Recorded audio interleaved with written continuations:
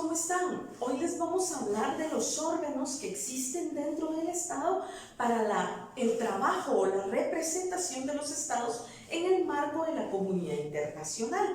Es decir, la comunidad internacional se compone de una serie de organizaciones que denominamos estados. Cada estado se considera una unidad, pero en realidad se trata de un conjunto que actúa de determinadas maneras a través de sus órganos.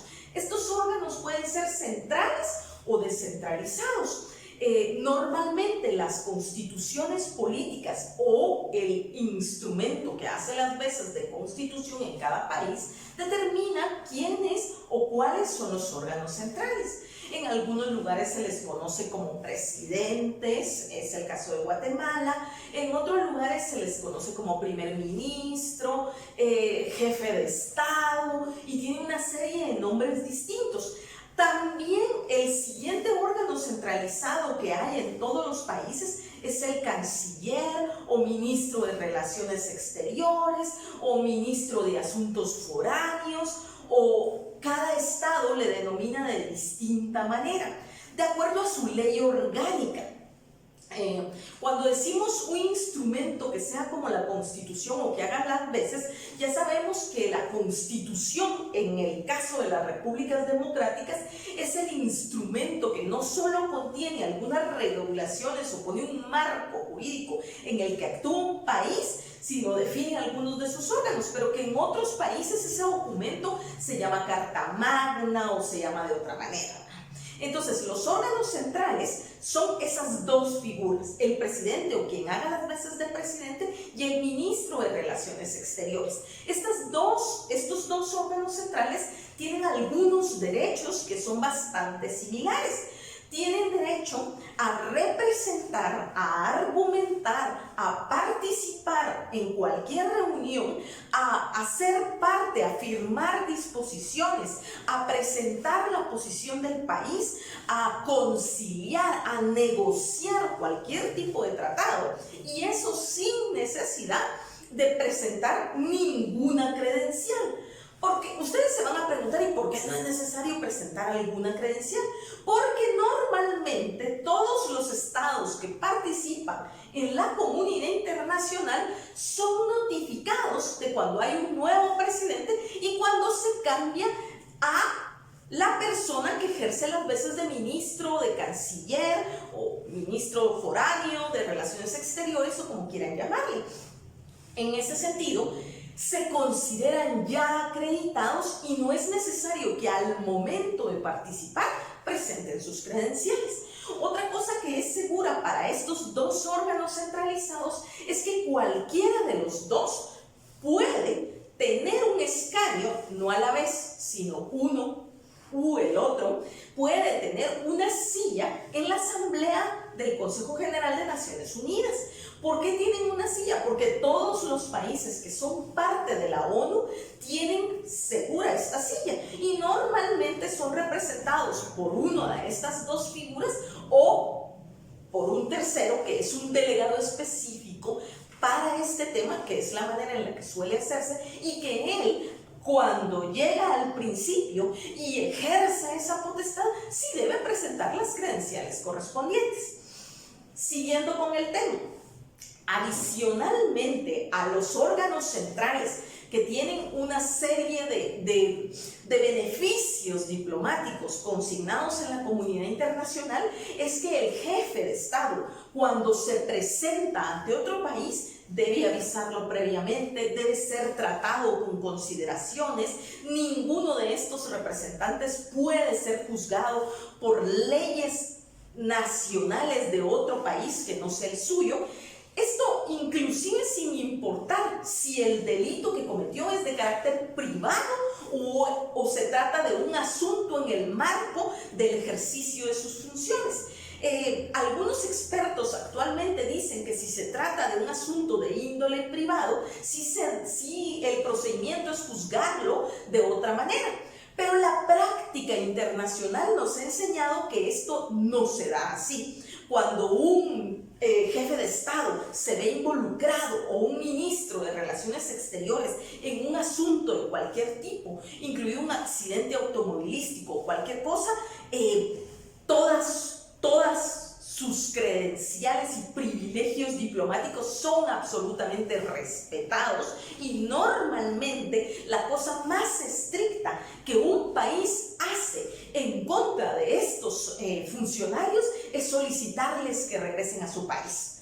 Esa es la cosa más escandalosa y determinante, pero ser juzgado por otro país en el ejercicio de tus funciones, eso sí, prácticamente muy poquísimas veces. Saddam Hussein, pero fue derrocado, entraron a sacarlo, iban por él, otras condiciones, poderío militar de otros países, incluso estaban los cascos azules en el asunto, Naciones Unidas participó y todo el asunto. Los cascos azules son los militares de Naciones Unidas.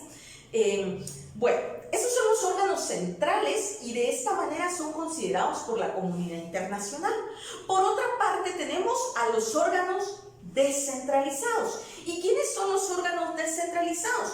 Los órganos descentralizados son los agentes diplomáticos o los diplomáticos y los consulares, los cónsules o agentes consulares.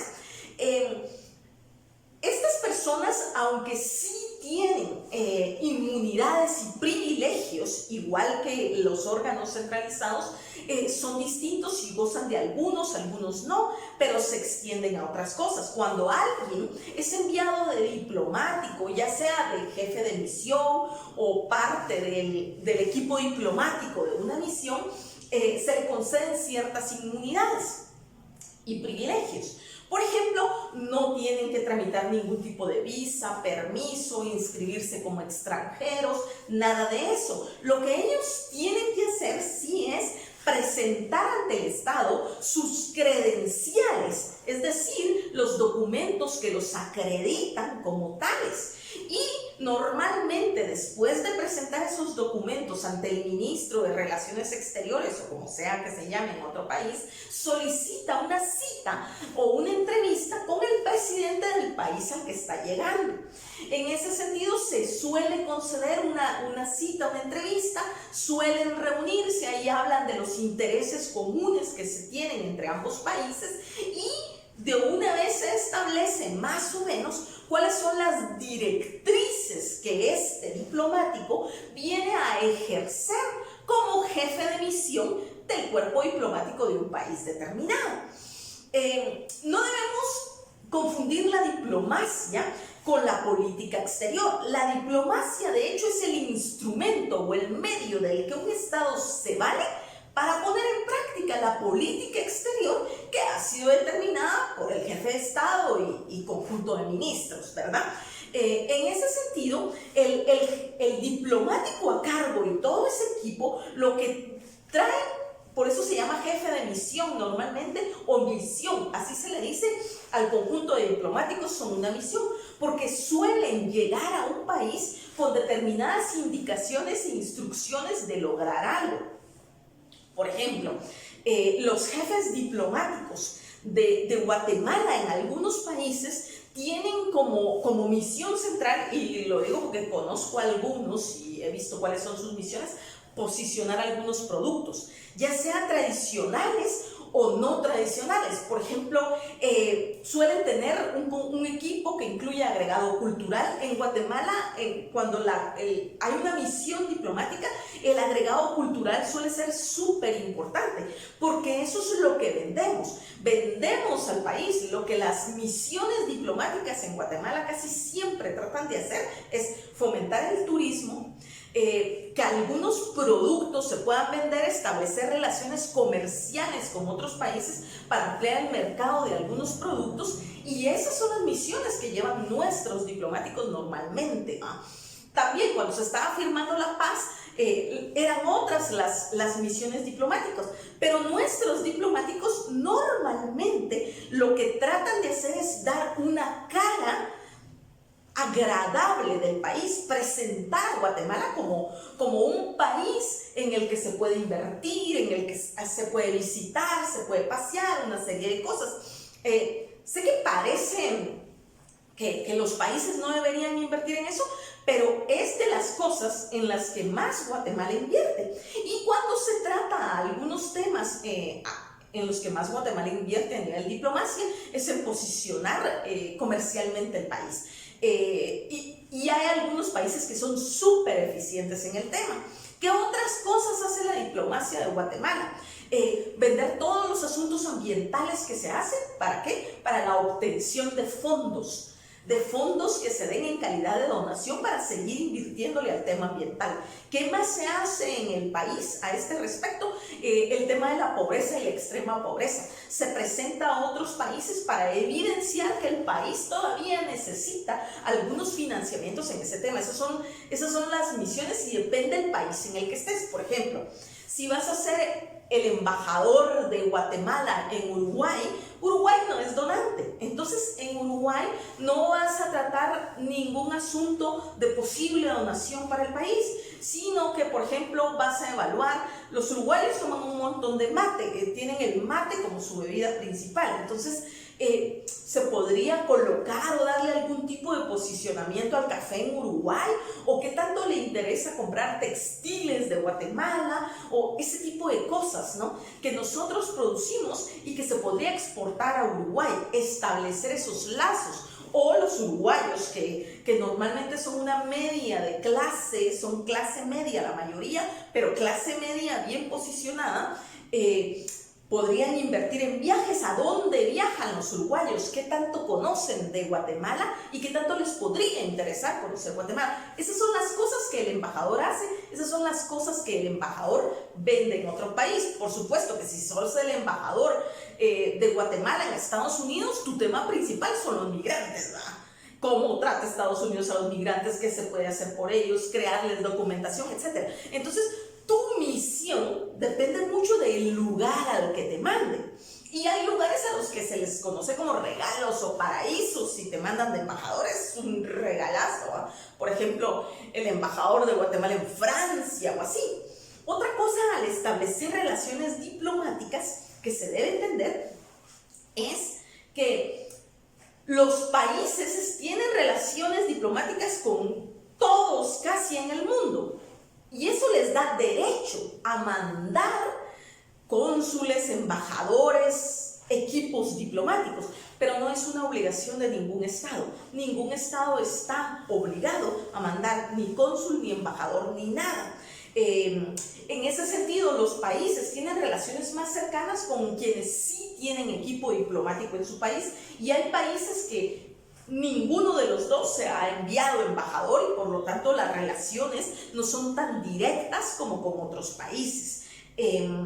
Los diplomáticos, tanto los embajadores como los cónsules, los embajadores tienen muchos privilegios e inmunidades que los cónsules ya no tienen. Sin embargo, sí hay inmunidad para todos los locales que ocupen y todos los documentos que se encuentren en ello. Ningún Estado puede venir a requerirte ningún tipo de documento que sea de tu país, ni la revelación de ningún secreto de tu país. Y todos los países que reciben un cónsul o un embajador están obligados a proveerle un servicio de comunicación segura y confiable con su propio país, que nadie más pueda tener acceso a él. Pero, por ejemplo, los jefes de Estado y los ministros no van a ser llamados a ningún tipo de proceso, ni como testigos, ni como nada. Los embajadores y los cónsules sí pueden ser llamados como testigos, aunque el Estado no puede hacer, el Estado que los llame, no puede hacerles mayor cosa si no llegan. Se supone que sí tienen la obligación de asistir, y la única cosa que exceptúa esa obligación es si fuera cualquier diligencia realizada en la comisión de su propia misión, es decir, en el ejercicio de su cargo. No pueden declarar nada porque es un trabajo que merece el privilegio de la secretividad únicamente para el Estado para el que se hace. Todos los locales se consideran parte del territorio del país, todos los locales que ocupe un embajador y un cónsul, incluyendo el lugar en el que ellos viven. Es así como se manejan los órganos centralizados y descentralizados, que representan a un Estado. Bye, chicos.